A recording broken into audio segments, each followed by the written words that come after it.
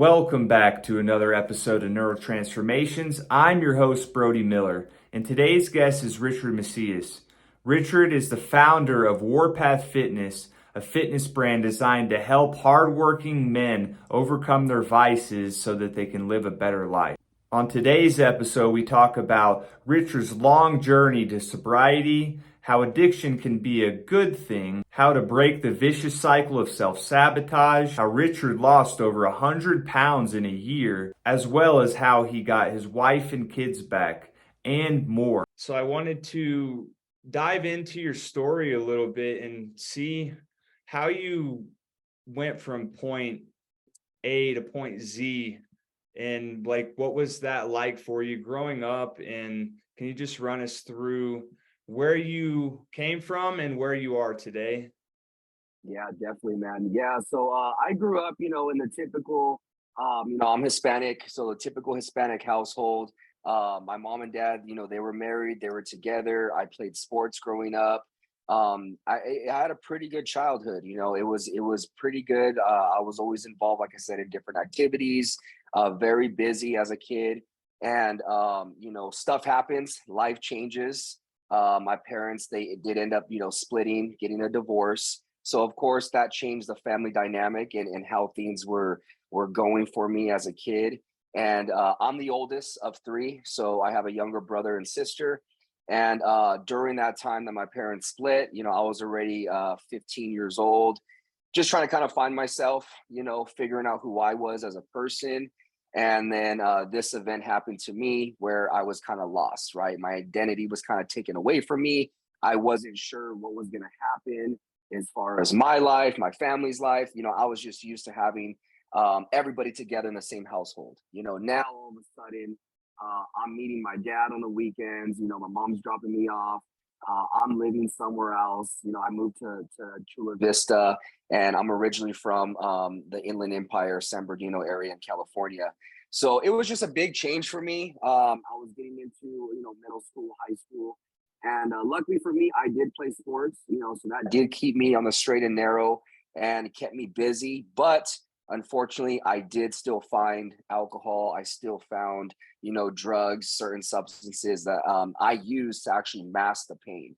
So I remember drinking at a very young age. Being in a Hispanic household, man, we have parties all the time, and there's sometimes more alcohol than juice, at the kids' parties and stuff like that. So I always seen, my uncles and stuff like that drinking, having fun partying. So I just thought, hey, that's what men did, right? Like we just have fun, we drink, we go to work, we take care of the responsibilities at the house, but we like to drink and we like to sometimes overdo it. So that's where I kind of turned into, man. And I did struggle at a very young age. I remember with anxiety, just kind of feeling uncertain about the situations that were happening. Obviously, they were out of my control. So I think that did bring something into my life where like I had no control over anything, right? So I always remember feeling like nervous. I always remember feeling like, man, is something bad going to happen today? Like always expecting something like that to happen. And I hated that feeling. So that kind of led me into the anxiety, depression, and I used the alcohol to cover it up and to mask that pain. So to make a long story short, I started drinking around 15 years old, just trying to hide that pain and anxiety that I was going through, which turned into a really bad habit of mine. Yeah. Later on in life, it turned into my wife leaving me. I have four children. The kids left. She took them, and I was just at this very low point in my life where I had to make a decision. It was either change my old habits, get rid of the vices, actually invest in myself, in my health to become a better father, a better husband, a better person in general, or I was just going to be this deadbeat person that lost his family because he couldn't control his emotions and what he did with them.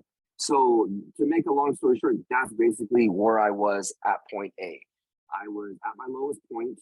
I was 260 pounds overweight, massive drinking problem.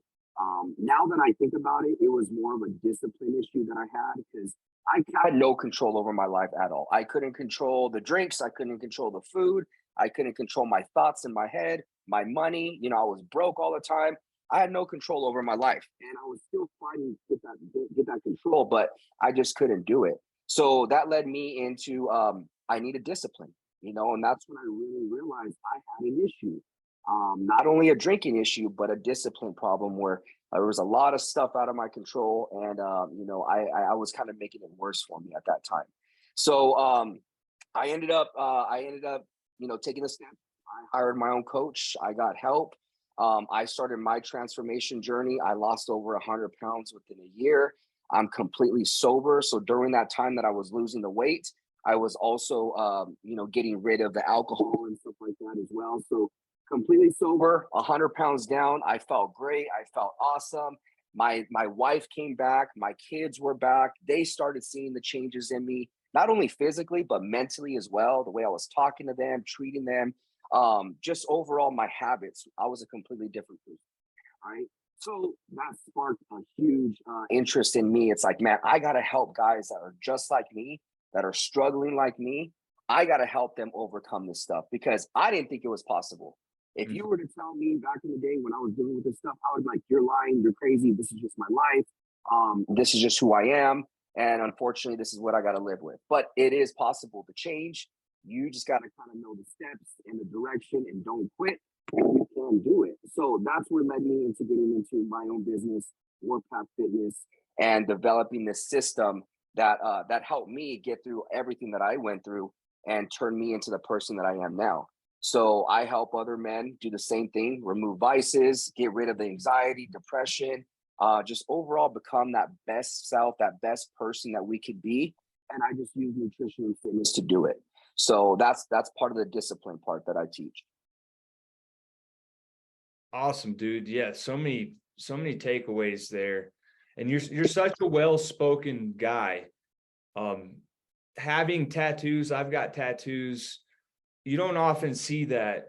Like, it's a lot of time it's a misconception that if somebody has tattoos, especially on the neck or an up, that this person is not articulate, this person isn't well thought through, or some bullshit lie that society tells us. I wanted to ask you more about like addiction, because the addiction's something I've struggled with mightily throughout my life. And how do you, I see addiction is kind of like a mindset in a way, like no disrespect to AA's done a lot for me, and it's done a lot for millions and millions of people. But I also see that we're always going to be addicted to something in life. It's just being able to transform how we manage that addiction, and where we choose to focus and put our energy.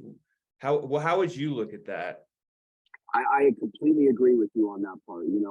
I'm an addictive person, but now I'm addicted to success, to bettering myself, to being a great father, a great husband. Like I'm committed as heck to that process because of my addictive behavior. So I don't look at addiction as a bad thing. I think a lot of times we use the word addiction and we look down upon it, right? But Right. it's not necessarily a bad thing. Like you said, we're just kind of putting our mind to a different phase of it. And a lot of times we put it to the negative side, right? We put it to the stuff that's not helping us move forward. But just imagine if you were to take that same addictive behavior and put it to something that does help you and does benefit you, like you're unstoppable at that point, right? Because addicts, it doesn't matter. They're gonna find a way to get their fix. They're determined in that regard. They're gonna do whatever it takes to find what it is that they're addicted to and get it to make sure that they get that fix. Well, that's the same thing with success nowadays. And same thing with me, man. I tried AA. It helped for a certain, to a certain extent, but I didn't really, I didn't like the fact that the same people that were there for 20 plus years were kind of still complaining about the same issues, like as if they're still struggling with the same thing, even 20 years down the road, right? So there Right. wasn't like a solution to me. It's like, man, I'm going to be sitting in these meetings forever talking about the same thing, talking about how I still don't have control over my life, how I need these meetings just to get by. I didn't like that. I didn't want to be that person. So I had to find what's the solution to this because there has to be some form of solution, right? And that's where I realized it was a discipline problem that I had, not necessarily an alcohol problem. Because, like you said, if you just replace the alcohol with something else, you're still going to have that addictive personality, but it's going to be Yeah. towards something better, right? So I Mhm. didn't need to get rid of that addictiveness. I just needed to start changing my mindset and applying it to a better direction, right? And so I think that's where a lot of people kind of they kind of I know I looked at alcohol as a sickness, like it's a disease. I'm sick, but what does that do? That really creates you like a victim. Now Mhm. you're a victim of what you're going through versus being a victor of like I can overcome this. So a lot of times, it's sad. People are like, "Oh, well, I'm just sick. I have this disease of alcoholism. There's really no hope for me. This is just who I am, and this is the life that I'm going to have." No, that's false. You can change this stuff. There is a way to get out of it. It's going to start up here, though. You have to change the mindset. And once you change that mindset, you're no longer sick. Yeah, dude. I resonate with so many things that you said right there because the same thing for me. I would go into AA and I was looking as a young man, I was looking for men that I could look up to and be like, oh, this guy. And there were some men in the rooms that like I was like, this is a cool dude and he has the life that I want to live. But it was very few and far between, I hate to say. And complaining is a toxin to your brain. You complain and it just creates a vicious cycle over and over again. And what your identity is so tied to your self-talk. And when you don't look at every single word that you say, every action you take, even from a moment to moment basis, every thought you think counts. And it's inspiring to see people who had the same affliction. It's a symptom. It's a symptom that I wanted to drink that alcohol, like the bottle, and never put it down and just mix it. It was a symptom that I felt empty inside and like I felt sick, and it was more of a soul searching type of thing. And once I realized that, um, I still will never touch the bottle, never again in my life, because it fucked me over. It really fucked me over in so many ways, man. And I just don't want people to go through the same thing. I wanted to ask you like the balance of talking to people who are down and out. How do you give them and how do you give them hope without beating them down too much, but also getting them to instill discipline in their life? How do you balance those two? Because I sometimes want to just yell at people and like, hey, listen, but at the same time, you have to balance that, right? Yeah, you do have to balance it out in a certain way, but at the same time, like what worked for me was I had to be told exactly how it is. Like my wife had to leave me and tell me, "You are turning into that drunk guy that we don't like. You're the one hurting our family." Now, to somebody that might be like, "Wow, she's mean to say that," but that was the truth, and I needed to hear that, right? So I think by us lying to people, we are actually causing them a disservice. So if I'm over here sugarcoating and I'm telling you, "Hey man, yeah, you might have a problem. You should probably limit yourself to maybe 2 drinks a week. Don't Right. go out and have the 18 pack." Well, what I'm really doing is I'm allowing you, I'm becoming an enabler at that point. And I'm kind of telling you, like, hey, you could still have your fun, you could still enjoy this that's hurting you, but just to a certain extent, right? And that's false. I'm really doing a disservice at that point. But if I was to come to you and be like, "Hey man, look at the life that you have. Look at the wife, the beautiful children that you have. You're the reason why they're in pain. You're the reason why they're all going downhill with you. Do you want to be that person?" Right? So it's kind of like making you think about this stuff and opening your eyes to what's true, but also doing it in a manner that you're providing a solution for them. So it'd be one thing for me to tell you, "Hey, you're a piece of shit, you're a drunk, and that's who you are." Right. But it's another thing to say, "Hey, you're a piece of shit, you're a drunk, but look at this is how you could fix it. And if you do these steps here, you won't be that person anymore because that's not what defines you, right? Right now, you're choosing to be that person, but that doesn't mean that's who you are." So if you take these steps, you don't have to be that person. Now it's up to you now. Do you want to continue being this person? Or is there another version of you that you wish you were? 9 times out of 10, man, people are gonna say, yes, there's a whole nother version I wish I could be. I just don't know how to get there yet. Well, that's where I come in and I give you that solution. This is how you get there. This is where I came from. This is how I did it. Now I'm providing you the solution. I'm not just being anymore, right? So that's got to happen. You got to actually provide the solution to these people rather than beating them down, like you said.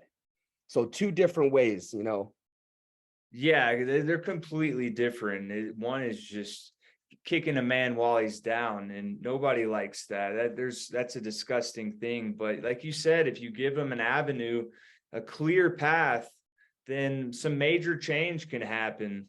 Wanted to ask you a little bit about some of the guys that you've coached and some of the cool transformations, if you don't mind sharing a little bit about them. Yeah, man. I've seen some crazy stuff happen. Guys have come to me and literally they've said, man, this is my last resort. Like I'm pretty much getting ready to sign divorce papers. My wife already brought them to me. She's giving me one opportunity. They're literally sitting right there. My drinking is an issue. My smoking is an issue. I mean, I'm overweight. I can't control nothing. Like she's not into me no more. Within like 90 days to 6 months, they're a completely different person. And the reason being is because we have to attach this as something that's greater than them. Sometimes as men, guys, we don't think about this stuff unless we attach it to something that's greater than us, right? So it's like, I'm going to do this for my family, for my kids, for, all the people that rely on me. And that's what I had to do because me personally, I want to drink. I want to sit down. I want to relax. I want to take it easy. But that's not the person that my family needs, right? So if I could attach that to something greater than myself and be like, well, yeah, I do feel like having a beer today, but I'm not because I got 4 kids and they depend on me to not have this beer. So that's kind of how I coach my clients and I kind of have them open their eyes. I also have them do little activities where they write letters to their family, telling them what they're going to do. They post it on the refrigerator. Right. So it's all about saying it, but then also providing action with it. Once you do that, now you just do the steps every day. And it's crazy to just see these people just change literally overnight because this changes. So I do run a fitness program, but it's more of a mindset and discipline program because anybody can change their body if they just commit to something.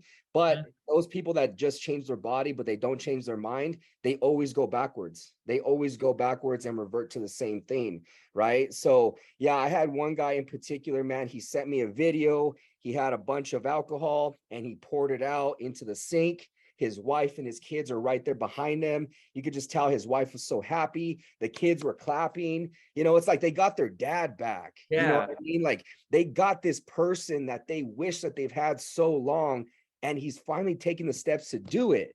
And I'm like, dude, look at that. Save that video because every time you want to drink, I want you to watch that video. Look at your wife, how she's looking at you. Look at your kids, how they're clapping for you. Like, I believe every kid wants a sober parent.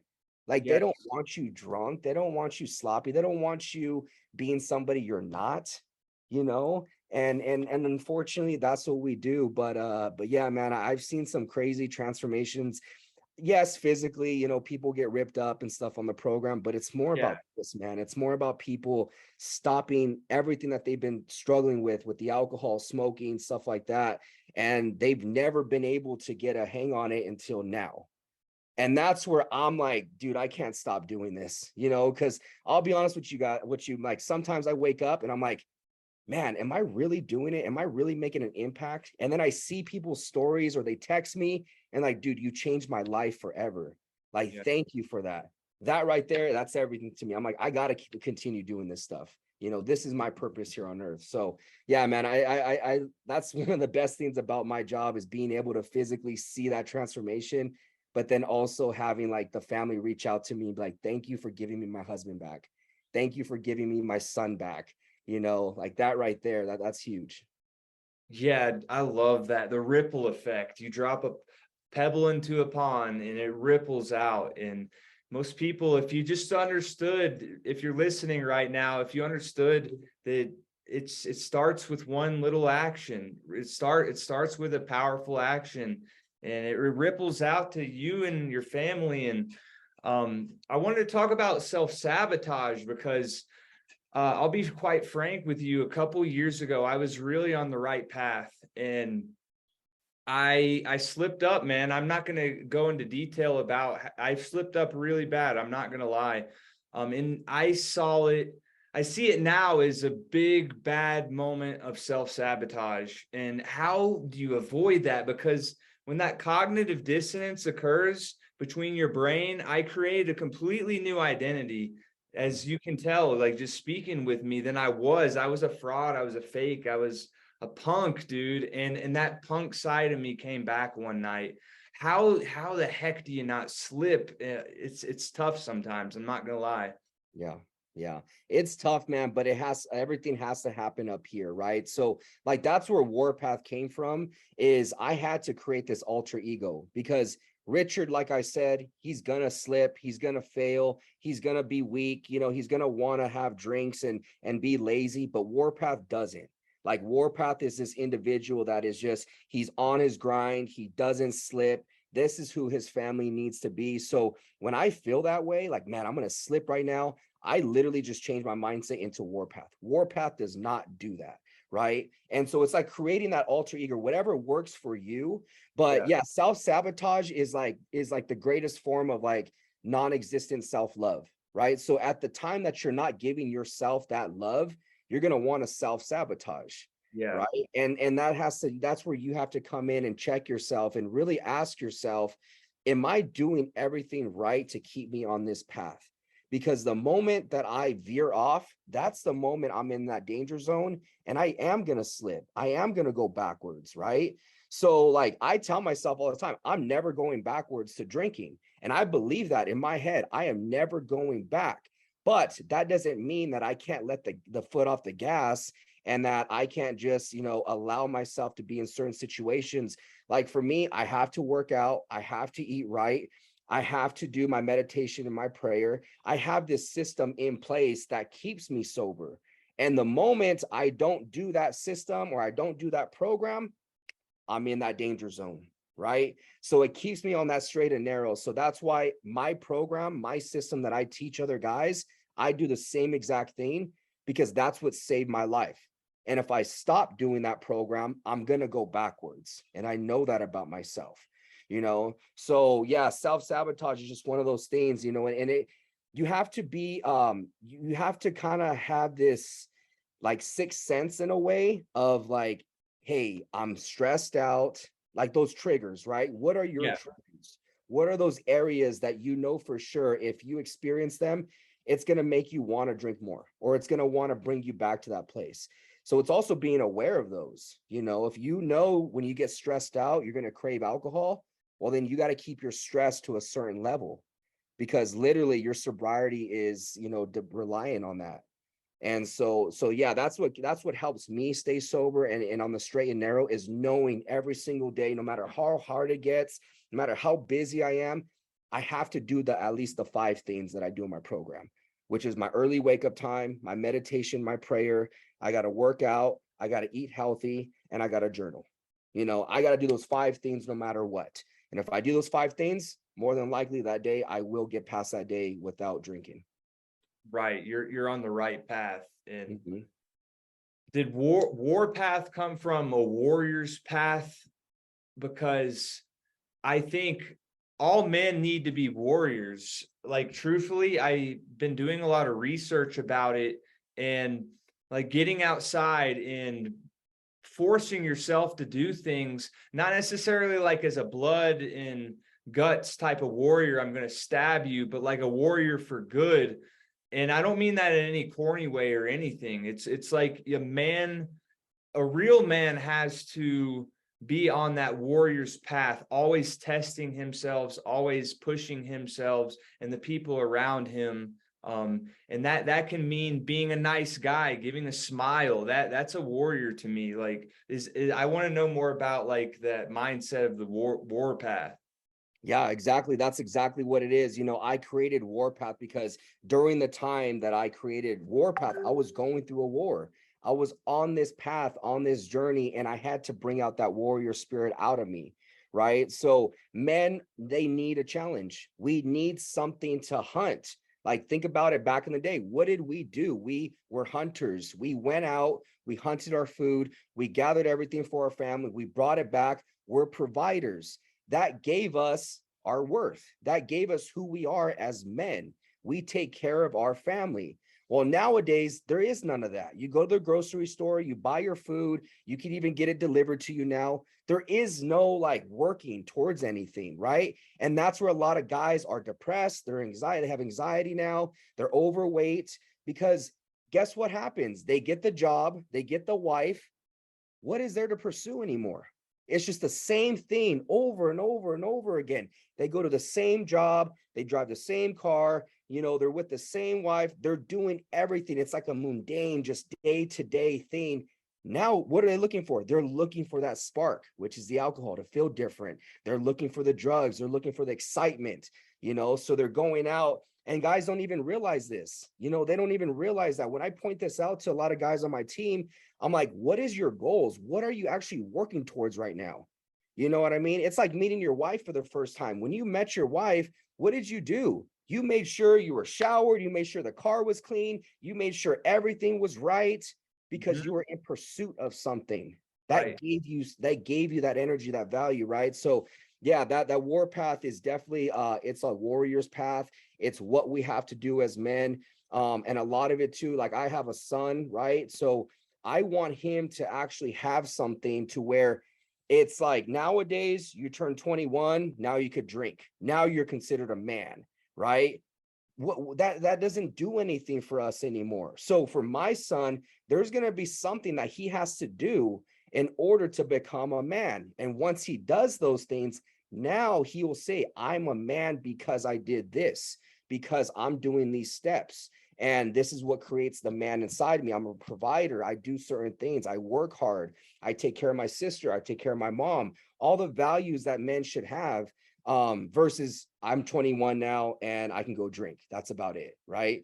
So it's just creating this path for men, the warrior mentality. Like you said, we're on this war path, this crazy path where you don't even know what's going to happen day to day, but this is the journey you're on. And it's the most fulfilling journey, because it's what creates that character inside you as a man, getting through the trials, right? Doesn't matter what men accomplish. It's more about what they've overcome. You know what I mean? And that's where men are respected. You look at any hero's movie, right? The hero's journey. What is it? It's the same thing. The man has to go through this journey. He has to overcome a bunch of self-doubt, a bunch of stuff. But at the end of the movie, he does it. And it's such a good ending because we like that story. That's the hero's journey that all men are on, right? And so that's kind of what the warpath is for me. It's like our own little hero's journey that we go through. Yeah, I love that. We all are embarked in this journey. We don't know where it's headed on a day-to-day basis most of the time, especially these days. When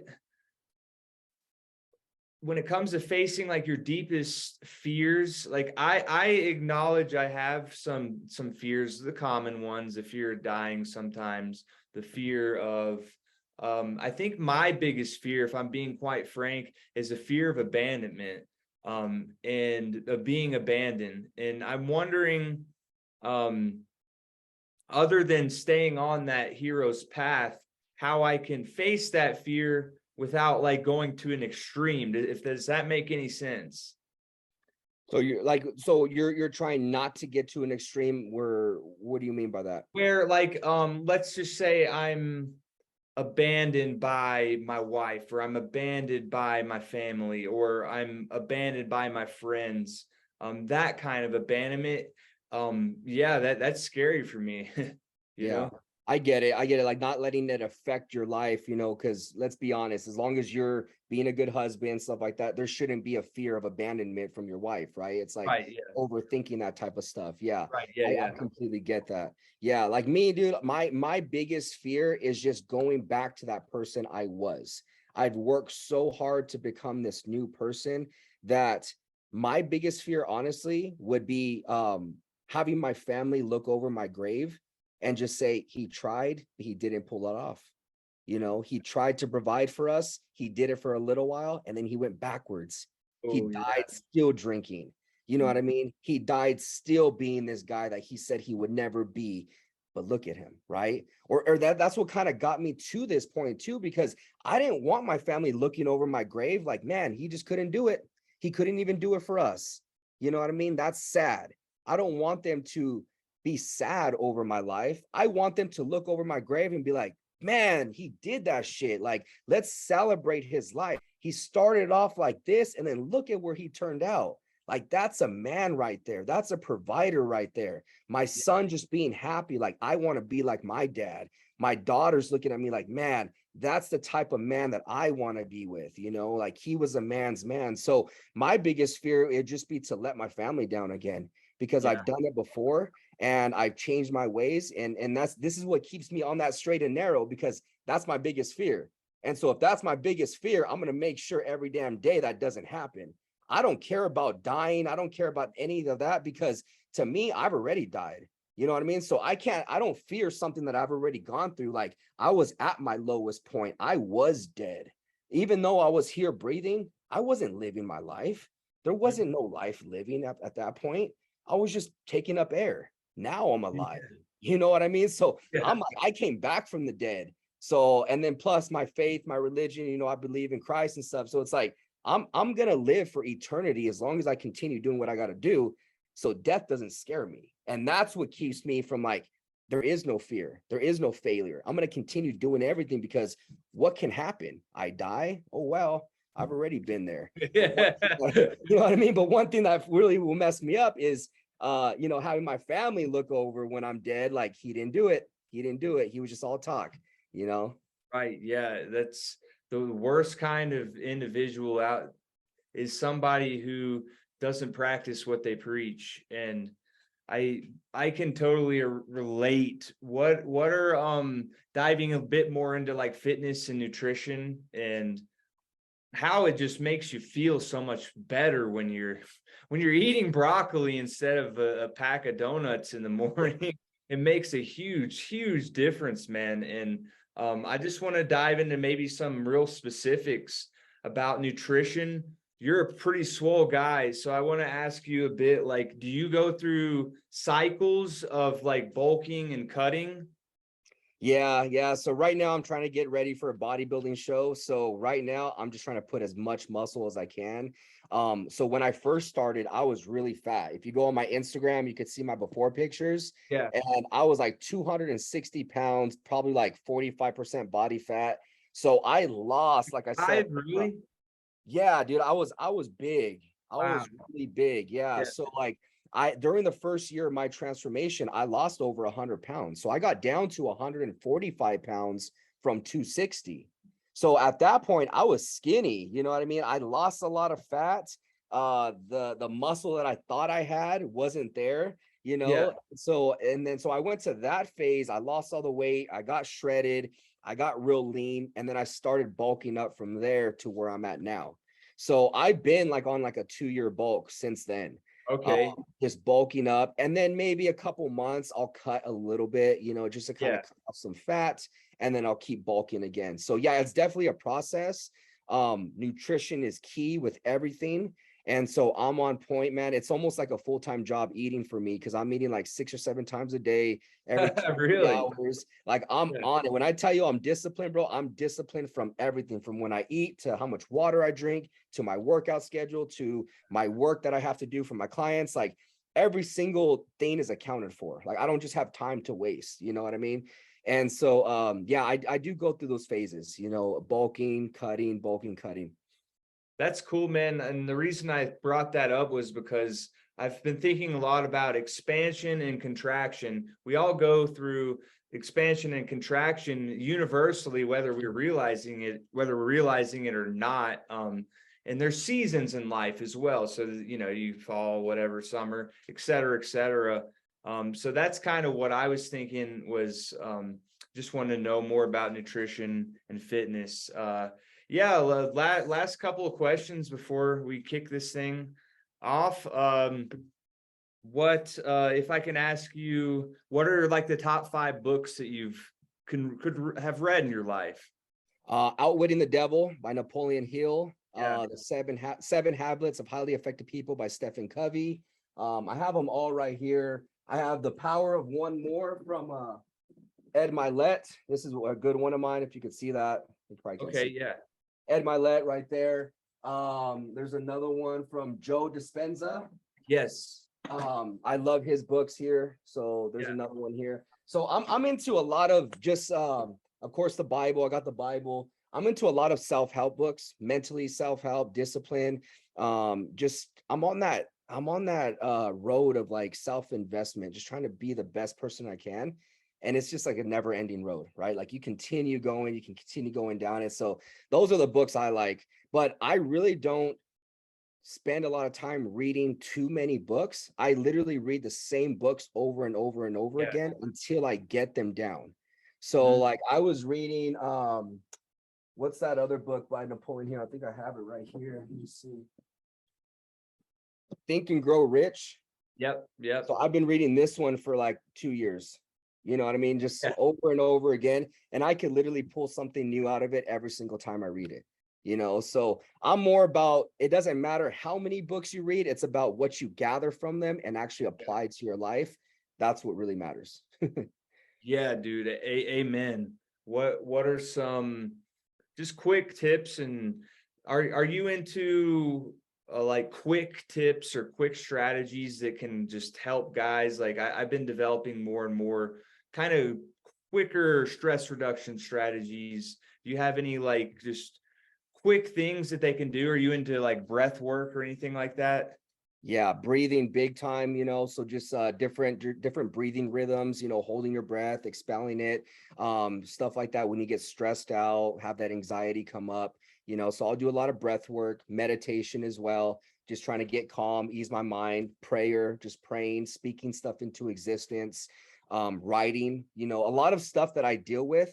I notice that it's trapped in my head and I just got to get it out, whether it's trapped in my head or in my body, right? So anxiety, I always feel like when I'm going through anxiety, I gotta go out and give that energy and put it somewhere else. Because right now it's like all wrapped around me, and that's what I'm feeling. I'm feeling all this energy. It's trapped. So I'll go hit a workout, I'll do some push-ups, do some burpees, and then I'll come back and I feel good. You know what I mean? So I tell guys that all the time. That's what got me sober, honestly, was the fact that when I felt like drinking, I would just go to the garage, I would hit burpees until I couldn't hit them no more. And the last thing that I wanted to do after that was drink a beer, because I got myself to a point where I just wanted to breathe. Like I got myself that tired where I was so winded, just huffing and puffing, that I wasn't even thinking about alcohol. I was thinking about breathing. So it brought me into the present moment. And that's what really helps guys, is like pushing your body to that limit. I don't think people do that enough. You know, whether it's breath work, because you could do that with breath work, you can get yourself into like basically another dimension, right? With exercise, just stuff like that, man. What else? Positive self-talk. That's a big one for me. You know, how is my self-talk? Whenever I'm going through the day and I know I'm in a funk, something's happening, I go back and I'm like, how have I been talking to myself during this time? And a lot of times we don't even realize it, but we've been talking shit to ourselves the whole time, you know? And by the end of the day, no wonder why you feel beat up, because you've been beating yourself up this whole time. So change your self-talk. And I don't think we're really conscious of that. You know, we have, I don't know how many thousands of thoughts a day, but how many of those are positive versus how many of those are negative? Very few. Yeah. So I think those three right there, man. Exercise, get the energy out of you. How are you talking to yourself, right? And then just breath work, just breathing. When I was going through my stuff, man, I noticed I wasn't breathing. It might have been like breathing on the surface, but I want breathing to come from your stomach. I want it to come from your diaphragm. You want to be able to expand everything and breathe. That's breathing. You know what I mean? Not just this shallow stuff. Yeah, absolutely right, man. Richard, awesome having you on here. Where can the listeners, I said users, you guys aren't drug abusers, so if you're still listening at this point, you're a brother of mine. So where can they find you on social media, the internet, etc.? Yeah, just go on Instagram. That's my main form of communication right there. Warpath.fit on IG. I do have a YouTube. I haven't posted on it, but I am going to start posting on there a lot more. And that's Warpath Fitness on YouTube. So there, or IG, warpath.fit. Awesome. Awesome, Richard. Thanks for coming on. And yeah, we'll be in touch soon. Have a great day, everybody. You too, Brody. Thank you.